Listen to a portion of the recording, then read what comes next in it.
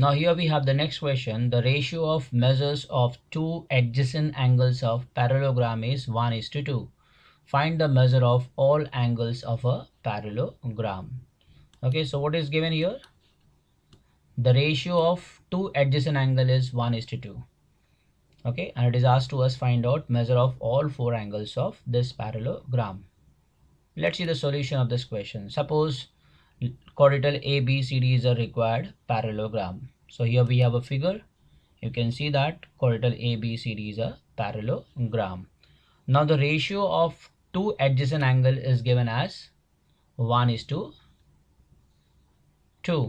Okay, so you can see in this figure angle A and angle D are angle A and angle D is a pair of adjacent angles of a parallelogram, right? Adjacent angle means consecutive angle, so I'm taking here angle A and angle D as a consecutive angle, as a pair of adjacent angles. So therefore angle A is to angle D is 1:2, right? The ratio of these two angles will be 1:2, correct? Now we will go for the common multiple.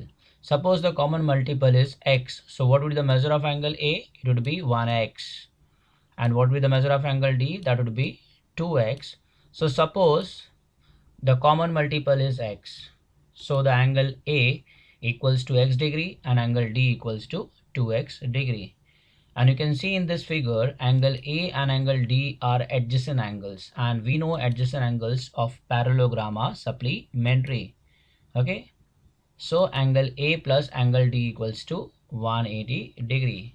Can I write angle A plus angle D equals to 180? Yes, because they are adjacent angles, and adjacent angles are supplementary. Supplementary means sum of these two angles will be 180 degree. Now at the place of A, we can write x. You can see in the figure A is given x, and at the place of D I can write as 2x. So we will get x plus 2x equals to 180. Okay, and x plus 2x makes 3x, right? If I'll add this 2, what we will get? 3x. Okay, so 3x equals to 180 degree. Now we will shift 3 to that side of equal to. So x equals to 180 upon 3. Okay, and when you will divide 180 by 3, you will get 60 degree. So I got the value of x, that is 60 degree. So I can find angle A, right? Angle A equals to angle C. You can see in this figure angle A and angle C will be equal. Can I say here angle A equals to angle C? Yes, because they are opposite angle. And if angle A is x degree, then angle C will also x degree, right? So I can say that measure angle A equals to measure angle C equals to 60 degree. Similarly, we can say that angle D equals to angle B, right? You can see in this figure angle D equals to 2x. Okay, so D equals to 2 into 60. Okay, angle D equals to 2x, and what is the value of x? It's a 60. So 2 into 60, and 2 into 60 is 120 degree. If angle D is 120 degree, then angle B will also 120 degree. Do you know why? Because they are opposite angles of parallelogram. So I can say here D equals to B because they are opposite angles of parallelogram. So they will be congruent. Okay, so what will be the measure of angle B? That would also be 120 degree. Okay, so the angle D equals to angle B equals to 120 degree. So we got the measure of all four angles of this parallelogram. Question number 5. The diagonals of parallelogram intersect each other at point O. If AO equals to 5, BO equals to 12, AB equals to 13, then show that quadrilateral ABCD is a rhombus. Let's see the proof of this question.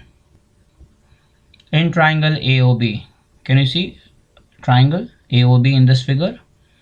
Now we know the length of all the three sides of this triangle. That is AO equals to 5, BO equals to 12, and AB equals to 13.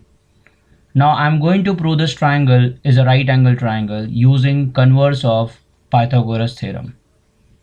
And what is the converse of Pythagoras theorem?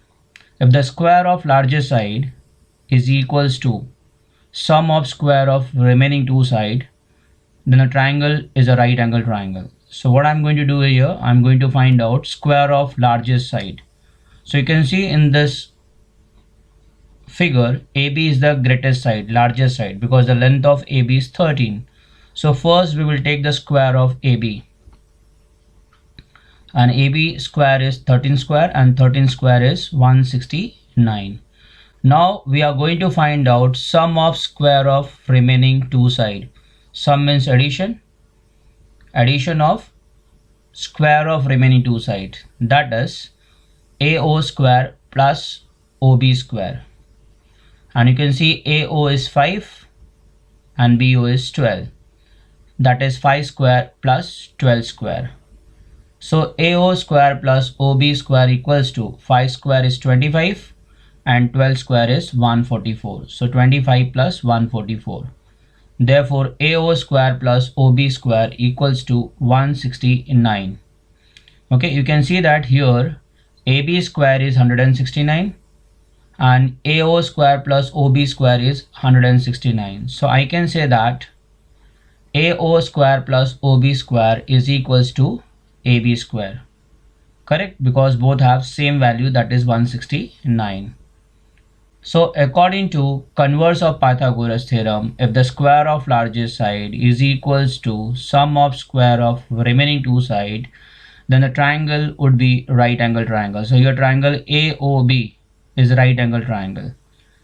If it is right angle triangle, it means one of the angle of this triangle should be 90 degree. So which angle of triangle AOB is 90 degree?